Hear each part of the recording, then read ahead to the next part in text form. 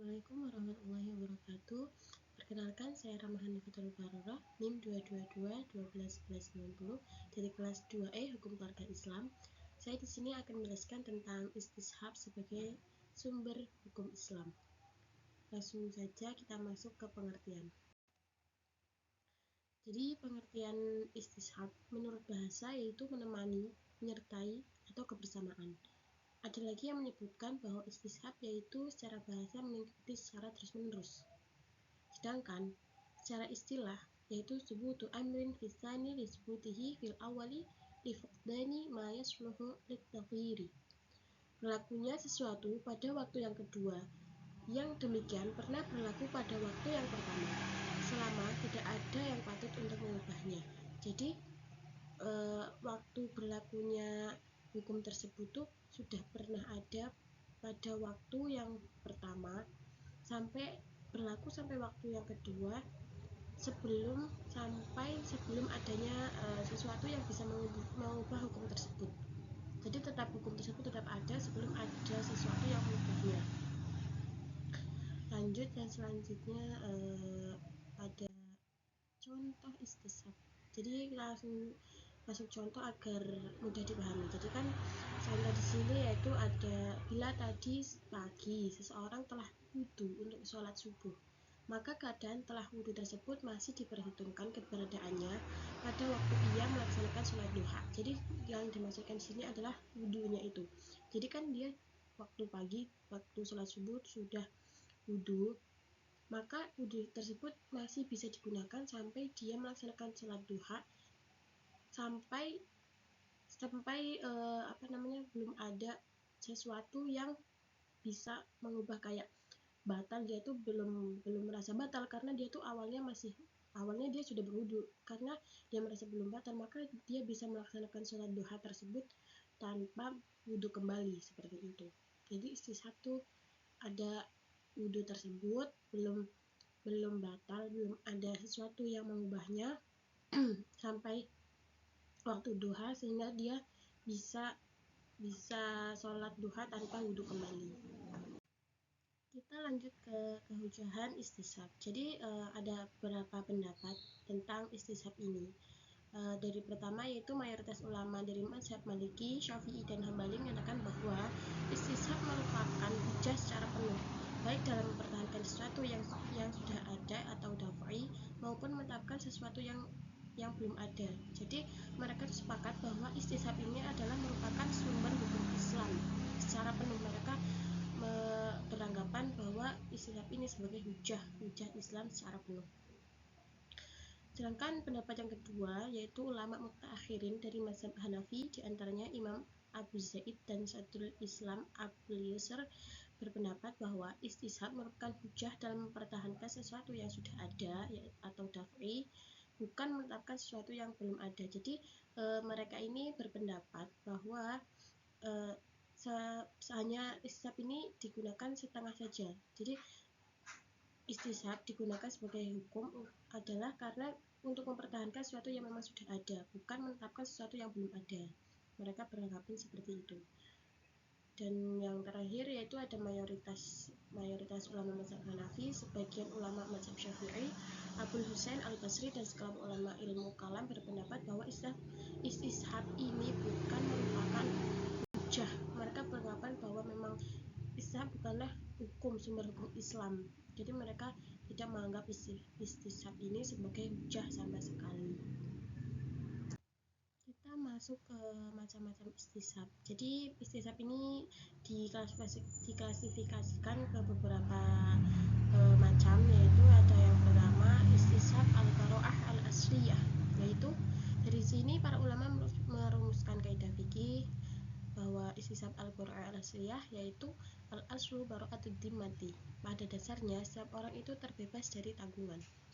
Jadi kita masuk contoh, misalnya di sini ada Ahmad mengklaim bahwa Bisri memiliki hutang sebesar 100.000, tetapi Bisri tidak mengakuinya. Nah, dari kasus ini yang dimenangkan adalah Bisri, karena Bisri ini awalnya dia itu orang yang terbebas dari tanggungan. Jadi awalnya Bisri ini tidak memiliki tanggungan kepada Ahmad tentang uang 100.000 tersebut. Jadi Bisri ini tidak wajib membayar hutang tersebut pada Ahmad. Tetapi apabila Ahmad memang merasa kalau Bisri ini memiliki hutang kepadanya, maka si Ahmad harus mencari bukti atau memberikan bukti bahwa si Bisri ini memiliki tanggungan kepada Ahmad, yaitu uang sebesar 100.000. Jadi yang dimenangkan adalah Bisri, tetapi Ahmad jika ingin tetap menang, maka Ahmad ini harus tetap memberikan bukti bahwa Bisri ini mempunyai hutang, karena sejatinya Bisri ini adalah orang yang terbebas dari tanggungan. Jadi Bisri awalnya yang tidak mempunyai hutang 100.000 itu dikatakan bisa mempunyai hutang kepada Ahmad jika Ahmad memang mempunyai bukti bahwa Bisri ini memiliki hutang kepadanya. Seperti itu. Lanjut yang kedua ada istishab al-ibahah al-asliyah, yaitu istishab yang didasarkan atas hukum asal, yaitu mubah. Jadi semua yang di sini aslinya hukumnya mubah. Dari istishab ini para ulama menetapkan kaidah, yaitu al-aslu fil asya'i al-ibahatu hatta yadulla ad-dalilu ala tahrimi. Hukum asal dari segala sesuatu adalah mubah sampai ada dalil yang mengharamkannya. Contohnya seperti jerapah. Jerapah tidak dijelaskan status halal haramnya dalam Al-Quran maupun hadis. Jadi jerapah ini tidak memiliki kayak seperti ciri-ciri makanan yang haram, kayak seperti adanya taring yang panjang, kuku yang mencekam, yang bisa melukai, itu tidak ada tanda-tandanya dalam Al-Quran maupun hadis. Jadi jerapah ini bisa dikatakan halal atau boleh dimakan, karena semua hukum itu semua asalnya adalah mubah sebelum memang ada dalil yang mengharamkannya. Maka jerapah ini dikatakan halal, boleh dimakan, sebab tidak ada sesuatu yang memang bisa mencirikan bahwa jerapah ini adalah hukumnya haram. Masuk yang ketiga, yaitu al-istishab al-hukm, yaitu menetapkan hukum yang sudah ada dan berlaku pada masa lalu sampai sekarang hingga ada dalil lain yang mengubahnya. Jadi hukum al-istishab al-hukm ini melahirkan kaidah fikih, yaitu al-aslu baqa'u ma kana ala ma kana. Pada dasarnya, sesuatu yang telah memiliki kepastian hukum tertentu ditetapkan sebagaimana keadaan hukum semula. Jadi masuk ke contoh biar langsung paham saya. Seorang hendak berpuasa, kemudian ia makan sahur. Namun ia ragu apakah sewaktu makan sahur masih bisa waktu sahur ataukah sudah masuk waktu sahur, maka di sini hukumnya adalah puasa orang tersebut tetap sah, karena orang tersebut tuh memang masih memiliki kepercayaan bahwa ini adalah masih waktu sahur, dan dia ini masih ada waktu sahur, maka aku boleh makan.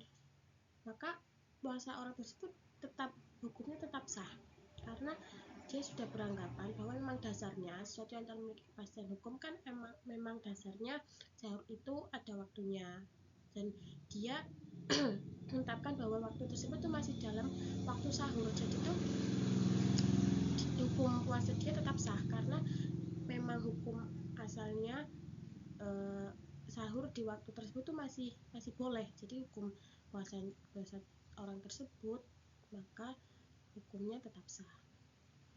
Yang selanjutnya yaitu ada istishab al-wasf, yaitu istishab yang didasarkan pada anggapan masih tetapnya sifat yang diketahui ada sebelumnya sampai ada bukti yang mengubahnya.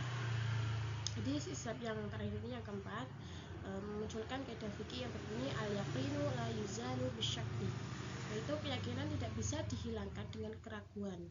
Itu contohnya seperti sifat hidup yang dimiliki seseorang yang hilang, sifat hidup yang dimiliki seorang yang hilang tetap dianggap masih ada sampai ada bukti bahwa ia telah wafat.